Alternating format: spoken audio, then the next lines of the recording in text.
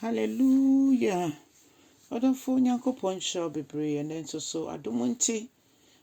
nyame aye na adome yeda so tinkwamo. Ode yenra na watwe twato mo e bosomi mu. Yesi hallelujah. Awurade woni yedi ne ye. Unukredi enu mobro hono. Awurade wadom ne doso e ba omba so. Empo wabotre a wowo a de nyina wo de dom yen. Yehwefo pa ye kwankyerefo ye dimafo ene yade nyinara yeda wasene so wo de adom ye se papa koswa na ma wani onyam enye kese wo maso ene so ye bompa ese ma honhom ni ye kan Awurade for wasem ma ye fesiesie ye ewo Jesus Christ dim ni abompa ye hallelujah odo for me ma wakwa abenen so de bauti asese ndwumedi so ne afia kinkan nsem afia Ndwom Ediawatwi ensia chichemu dunum kosi dunson Psalm 86 15 to 17 Adolfo menti Awurade asem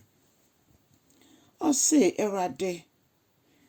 uye Nyankopon mobro hunu eni ayemhyehyie ahya woma Awurade a wo fabufuo nya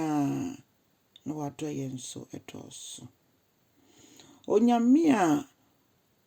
wadom ne wodo ensada Awurade wo nukredie de wo ginemu ne waka bia no ana wo ye yehwedu nsia na okire yense Awurade hwefom ne hu mmɔbɔ na mde meka sa Awurade ohu ye mmɔbɔ Awurade hwefom ne hu ye mmɔbɔ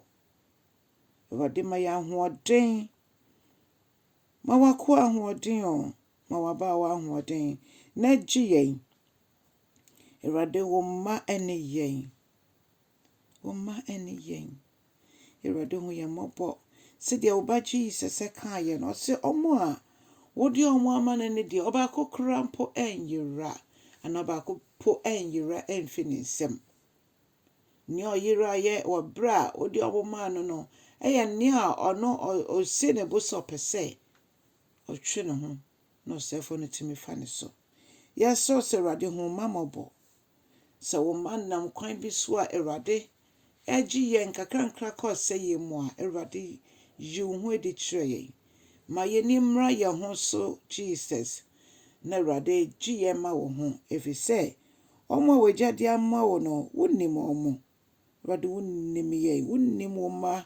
enu nti wonya se ye mu biara ebeyira Dombo aye ne mu bi nam kwan boni bi so a yenwane ensamra wo nchen wo aba se mo odu a wotumi de gye wo ma no Awurade gye wo ma because eka se Yesu de ne moja ato ya boden nti bo aye ntimi enye ne so wani nko a aye ne ya ye mpaebo na ye mpaebo wasem sua na ye wasem sua se ya brabo be ye susudua ma afoforo so ma ye mu ahoden ye kasa ye ya de hwemo Awurade ne hu wiase nyina mmɔbɔ Awurade suma ensentreni bi a eche weni mutiye u favor Awurade ye sori anopai na yede ye ni esi wabode ye so na Awurade ye hu kase ye yi Awurade osori enu mu a wudi wo hine no ma enimitie pa eni yechi Awurade na omo tan ye no nso onwanim egu ase na oto aso kase efise wo Awurade wo ni yemboafo wo ni yere chechefo Awurade wo ye kese akwanyina mu wo ye kese yenya wachi di enkodi nipa anase ensua na nnua bi echi da bi da Ukita wiase nyina wo wonsem you are in full control Awurade wuti wa hinwa so na wudi wo hene papa bi wuti jeriseni fa so a wudi mayen ora Yesu wo ye nyame prekope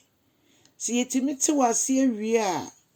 nanka wonye nyame ohu owanwa entimente wase nwie de bia wo ya de foforo da wotwe nso a wodi ya ba nkakrankra ekobusumi awie yenim se obeya de foforo na wodi ye rabo sumi atoso nkron no